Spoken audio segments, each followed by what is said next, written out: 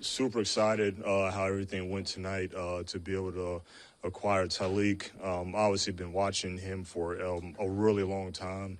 He's played a lot of football there at a very consistent level, and he just has a lot of traits and qualities that we're looking for, and he's going to fit right in here like a glove. So we spent a lot of time with him during the process leading up to this, and we were very, very impressed after each time that we were able to spend time with him.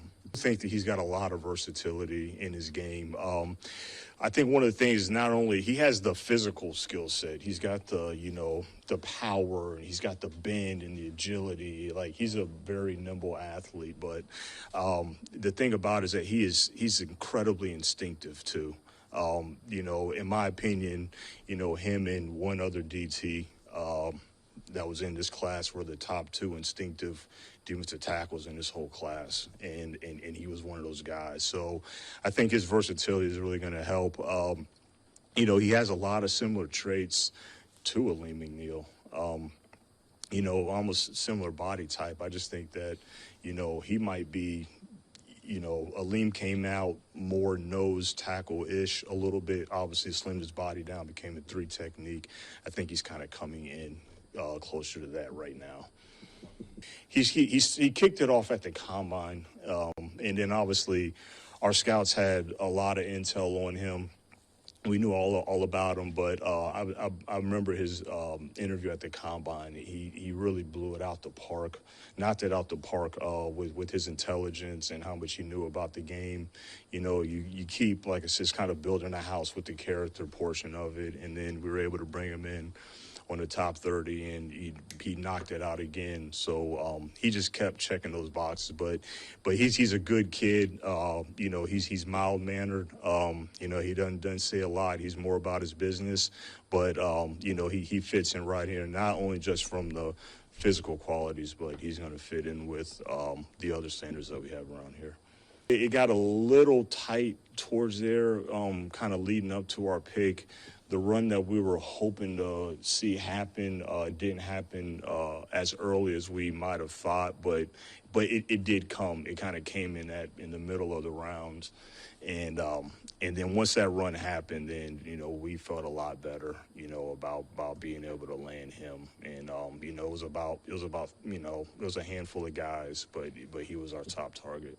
We do a lot of work beforehand, what our team needs and all of that. And so we have all that information. So when you see a team that has a need at, IDL or something, and they start trading up, or they might be calling you to trade, and then you see just maybe, that one left up there, and you're kind of like, don't feel great about that. It's just getting a little thin. So, yeah, you kind of there was a lot of, I don't want to say panic, but there's a little anxiety there. The breathing got a little irregular at times, but we're thrilled with how it panned out. I think I don't want to call him a mirror image, but I think he's a lot like, the guy that we have now in Aleem, in terms of being able to catch an edge, rush with power, have instinct. He's got quickness. He can counter. I know his pass rushing stats aren't off the chart, but when you watch the tape, you see that he's a 3-down player. Yeah, it gives us versatility. And again, they're very unique, because I think someone said it like, he looks like a nose tackle, but he can play 3 technique. I think I might have said that when we drafted Aleem, he looked like your traditional nose tackle, but he's not one of those one-dimensional nose tackles. He has stuff inside of his body that's very nimble and agile and able to do a lot of different things. And I think Talik is the same way. Pick an edge rusher with your first pick. I know. I was waiting for that to come. And obviously there's some still on the board there. Absolutely. Your pick. Were you tempted to move up? Are you confident you can still find an elite edge rusher in the second time? Yeah, we'll just kind of see. I have some ideas in mind already, and again, I'm not saying it's going to be for that specific position, but it's like I tell you guys all the time, we're not going to reach for a position. You know, the player has to be able to be a productive player that plays that position. But yeah, there's still some guys left out there. Already got some ideas brewing. You know, it might be just staying patient. It might be going up. But we just got to see how this thing unfolds. Got a few calls when it got close to our pick. Just didn't feel great. Just kind of how it was thinning out for us. Specifically, you know, that's the fascination of the NFL, right? You know, it's 31 other different boards, and you have no idea. You can do all the research in advance, and you know the team, you know, all that stuff. But at the end of the day, you truly don't know. And that's what makes it fun. So you just got to just kind of, you know, try to make the most responsible decision as you can. And, you know, so we thought about it. There was one enticing one, but, you know, we just felt that with the depth of that group right there and how the board was falling out, felt that it was the most responsible thing to stay put. You know yourself. You know, do you think you're going to go to bed tonight and wake up tomorrow with just a guy you feel like you've got to come up and get? Justin, you know how I am, man.